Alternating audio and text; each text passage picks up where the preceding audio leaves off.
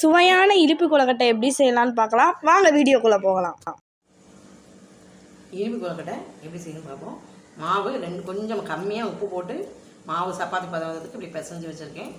இதில் தேங்காய் பூ திருவி நெய்யில் வறுத்து வெல்லத்தை தட்டி போட்டு இப்படி சூடாக நம்ம தேங்காய் பூ போட்ட உடனேயே வெல்லமும் தேங்காய் பூவும் இப்படி சேர்ந்துடும்.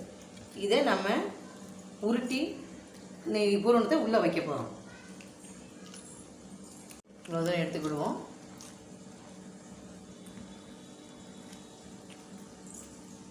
இப்படி இது பண்ணி தட்டமாக வச்சுக்கிட்டு இந்த இனிப்பை நம்ம உள்ளே வச்சு நம்ம தேங்காய் குழந்தைங்களுக்கு ரொம்ப பிடிக்கும். தேங்காய் பூ நெய்யில் வறுத்து வெல்லத்தை அப்படியே தட்டி சூட்டோடு நம்ம சேர்க்கும் போது இந்த பதத்துக்கு வெல்லம் வந்துடும். இது உள்ளே வச்சு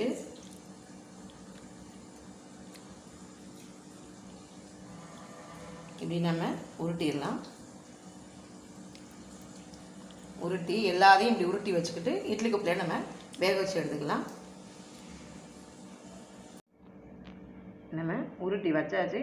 உங்களுக்கு இப்படி நீங்கள் உருட்டினாலும் உருட்டிக்கலாம். இப்படி இலை மாதிரியும் இப்படி தட்டி பூரணத்தை உள்ளே வச்சுக்கலாம். இதை நம்ம வேக வைக்க போகிறோம். இனிப்பு கொழுக்கட்டையை இப்போ நம்ம உருட்டியாச்சு, தட்டில் வச்சாச்சு. தண்ணி காஞ்சிருச்சு, நம்ம வேக வைப்போம்.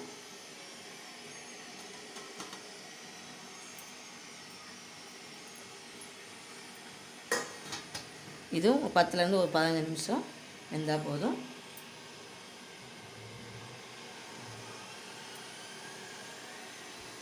காஞ்சு பார்ப்போம். எடுத்து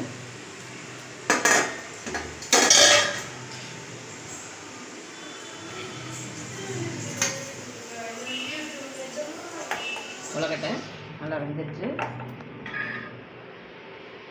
ஆவி பறக்க கொழுக்கட்டை ரெடி. சூடான சுவையான இனிப்பு கொழுக்கட்டை ரெடி ஆயிடுச்சு. கண்டிப்பாக இந்த ரெசிபியை வீட்டில் செஞ்சு பாருங்கள். Okay, tata, bye bye. அடுத்த வீடியோவில் பார்க்கலாம்.